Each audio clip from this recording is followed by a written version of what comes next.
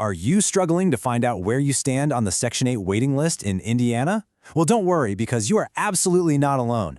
In this explainer, we're diving deep into everything you need to know about checking your Section 8 waiting list position. By the end, you're going to have all the tools and knowledge to navigate this entire process with total confidence.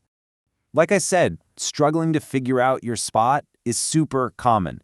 The system is incredibly decentralized, and honestly, when I first looked at it, it felt like a massive jigsaw puzzle. It's totally validating if you're feeling a bit lost. But stick with me, because we're going to clear all of that up right now and get you on the right track. Okay, here is our clear roadmap for today. 1. Section 8 basics. 2. Indiana's dual-tier system. 3. Preparation. 4. Checking your status. 5. Essential best practices. And finally, 6. Common challenges. Let's jump right into Section 1, Section 8 basics.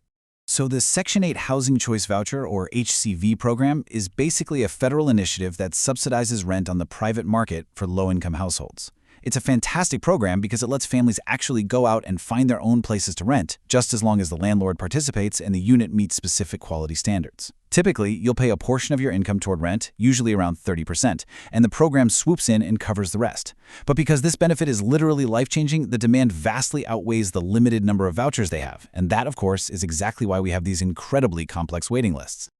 Now, if you only take one single thing away from this section, let it be this staggering number right here, 24 plus months. Yes, over 2 years. That's the standard estimated wait time often cited by agencies like the Indiana Housing and Community Development Authority. Remember, this is not an emergency housing program, so managing your expectations and practicing a ton of patience, that is step number 1 of this whole journey. Moving right along to Section 2, Indiana's dual-tier system. This part is absolutely crucial so you don't end up searching for your name in the completely wrong database. Indiana actually structures its housing assistance on a dual-tier framework. On one side of the coin, you have the state-level authority, the IHCDA. They handle geographic areas, mostly rural or regional, that don't have their own local housing authority. But then on the other side, you've got municipal public housing authorities, or PHAs. These are city-specific, like the Indianapolis Housing Agency or the Fort Wayne Housing Authority. There is absolutely no single, centralized, statewide database. Where you go to check your status depends 100% on the specific agency that took your initial application. Now, what if you applied in a rural county under the state-level IHCDA? Well, you actually won't be dealing with some big centralized state office for your day-to-day stuff. Instead, you're going to interface with what's called a local subcontracting agency, or LSA. These are often regional community action agencies, and they're the ones delivering the localized program administration and case management right there on behalf of the state. Okay, here is a concept that trips up so many applicants, and I'll admit, it totally surprised me too when I first learned about it. The waiting list, it is a dynamic queue. It is not a static first-come, first-served line at the grocery store. Your numerical rank is not locked in stone.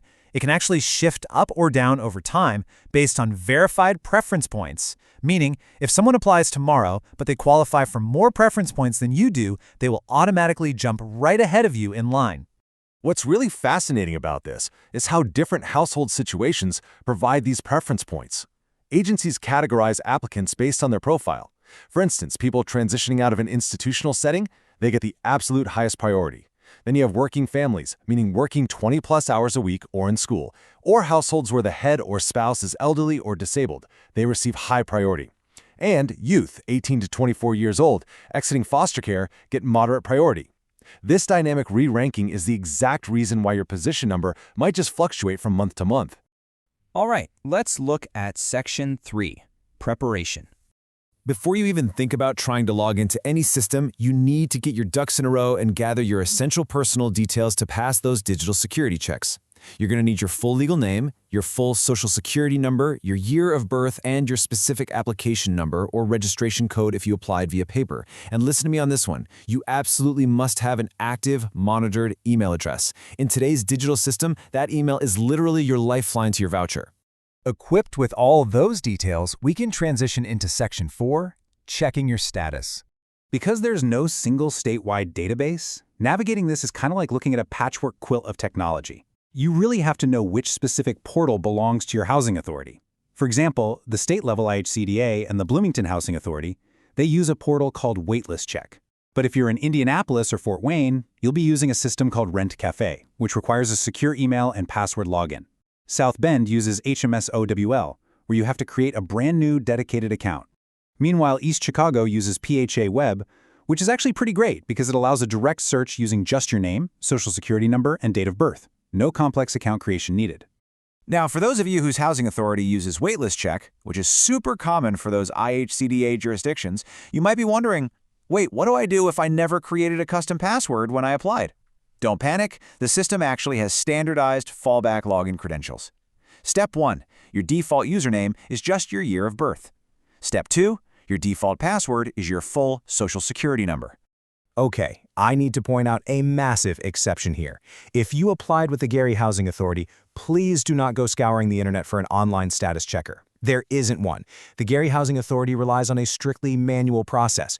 You literally have to call their dedicated waitlist phone line at 219-881-6417 or shoot an email directly to hcv@garyhousing.org to get an update on your status. Now let's talk about how to protect your position. Section 5, Essential Best Practices. All right, let's talk about playing defense.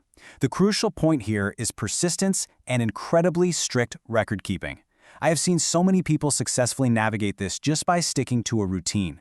Record all your portal credentials safely. Seriously, write them down, take a picture on your phone, whatever works.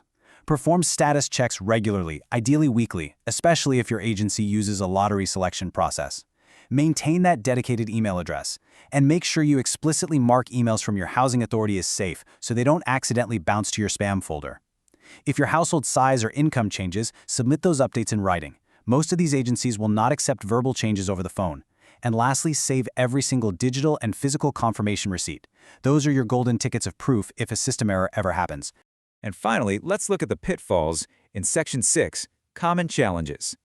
It is incredibly vital to understand this. If you miss a notification or a response deadline, the housing authority will remove you from that dynamic queue. It happens all the time, and it's heartbreaking. The absolute top reasons applicants lose their hard-earned spot are outdated mailing addresses, changed phone numbers, or selection emails landing completely unnoticed in a spam folder. These agencies are not responsible for delayed mail or unmonitored inboxes. It is 100% on you to keep that contact information current. So what does this all mean for you right now? Are you ready to log in, verify your information, and secure your place in line today? The time to act is right now. Please don't just wait around for a letter that might never arrive. Use the knowledge you gain today, pinpoint your specific housing authority's portal, and take proactive control of your application. Just a quick but important disclaimer to wrap us up. The information, wait times, and digital procedures we've discussed are accurate as of August 27, 2026. Bureaucratic policies can and do shift, so always verify exact details directly with your local housing authority. Thank you so much for joining me for this explainer today. So I'll leave you with this. Will you let the complex bureaucracy leave you behind, or will you use these tools to secure the housing you deserve? Best of luck on your journey.